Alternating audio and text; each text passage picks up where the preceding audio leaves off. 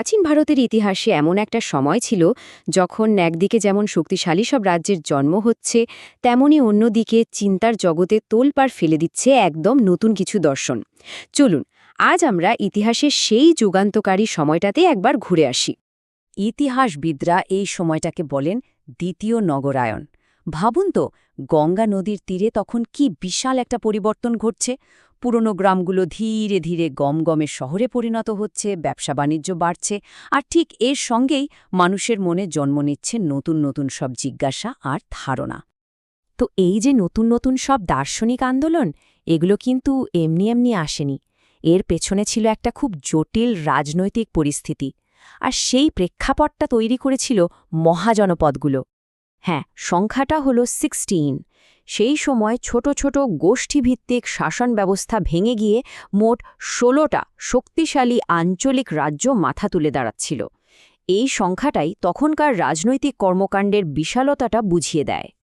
এখন এই টেবিলটার সবচেয়ে ইন্টারেস্টিং ব্যাপার কি জানেন? সেটা হলো এই রাজ্যগুলোর বৈচিত্র্য।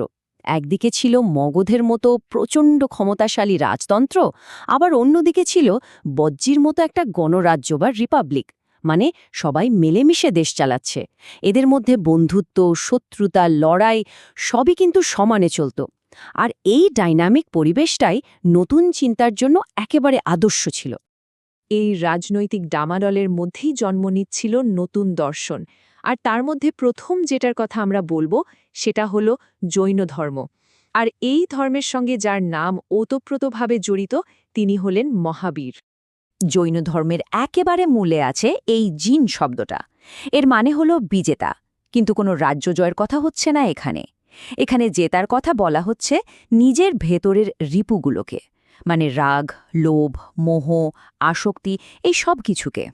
যিনি এটা করতে পারেন তিনিই জিন, আর সেখান থেকেই এসেছে জৈন ধর্ম। বর্ধমান মহাবীর ছিলেন ২৪তম এবং শেষ তীর্থাঙ্কর, মানে পথপ্রদর্শক। রাজপরিবারে জন্মেও তিনি সত্যিটা জানার জন্য ঘর ছেড়ে বেরিয়ে পড়েন, আর তারপর কঠোর তপস্যার মাধ্যমে পরম জ্ঞান বা কৈবল্য লাভ করেন। এই স্লাইডে তার জীবনের সেই জার্নিটারই কয়েকটা গুরুত্বপূর্ণ ধাপ দেখানো হয়েছে। তো জৈনদের জীবনযাত্রার মূল ভিত্তি হল এই 5টা ব্রত বা প্রতিজ্ঞা। এর মধ্যে অহিংসা হল সবচেয়ে বড় ধর্ম। শুধু মানুষ নয়, কোনো প্রাণীরই ক্ষতি না করা।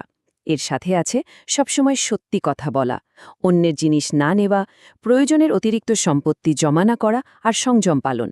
একদিকে যখন জৈন ধর্ম কঠোর তপস্যার কথা বলছে, ঠিক তখনই আর একটা নতুন পথের জন্ম হল, আর তা হল মধ্যম পন্থা বা দ্য মিডল পাথ।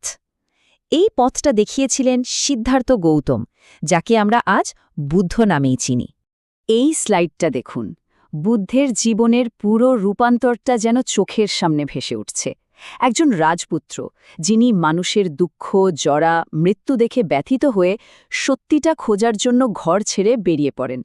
এই ঘটনাটাকে বলা হয় মহাভিনিষ্ক্রমণ। আর তারপর বোধগয়ায় জ্ঞানলাভ থেকে সারনাথে তার প্রথম ধর্মোপদেশ দেওয়া, প্রত্যেকটা ঘটনাই ছিল এক একটা মাইলস্টোন। বৌদ্ধ ধর্মের একেবারে মূলে আছে এই 3টে জিনিস, যাকে বলা হয় ত্রিরত্ন। বুদ্ধা মানে যিনি পথ দেখালেন, ধম্ম মানে হল তার দেখানো সেই পথ বা শিক্ষা, আর সংখ্যা হল সেই পথে যারা একসঙ্গে চলেন, সেই ভিক্ষুদের সম্প্রদায়। তাহলে প্রশ্ন আসতেই পারে, এই দুটো দর্শনের মধ্যে আসল তফাৎটা কোথায়?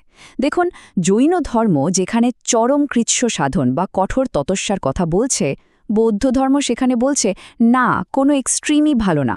চরম ভোগও নয়, আবার চরম ত্যাগও নয়, মাঝখানের একটা পথ নিতে হবে। এটাই মধ্যম পন্থা। আর একটা বড় পার্থক্য হল আত্মাকে নিয়ে।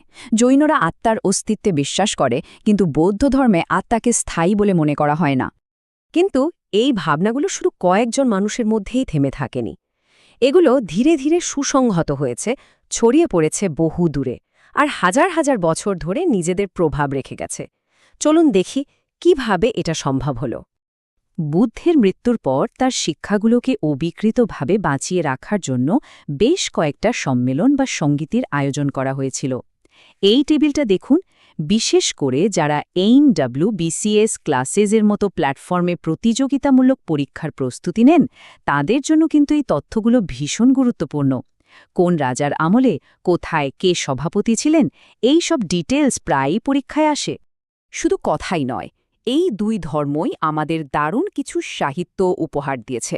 বৌদ্ধদের ত্রিপিটক লেখা হয়েছে পালি ভাষায়, আর জৈনদের প্রধান গ্রন্থগুলো লেখা হয়েছে প্রাকৃত ভাষায়। এগুলো থেকে শুধু ধর্মের কথাই না, তখনকার সমাজ, রাজনীতি সব কিছুর একটা জীবন্ত ছবি পাওয়া যায়।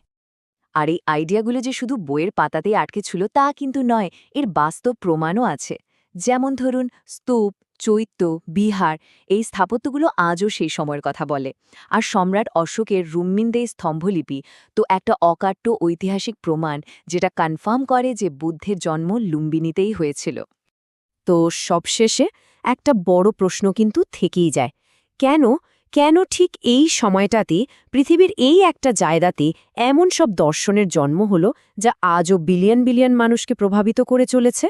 এর পেছনে কি শুধু রাজনৈতিক অস্থিরতা দায়ী ছিল, নাকি মানুষের মনে এক গভীর পরিবর্তনের আকাঙ্ক্ষা কাজ করছিল? উত্তরটা হয়তো সহজ নয়, তবে ভাবার মতো একটা বিষয়, তাই না?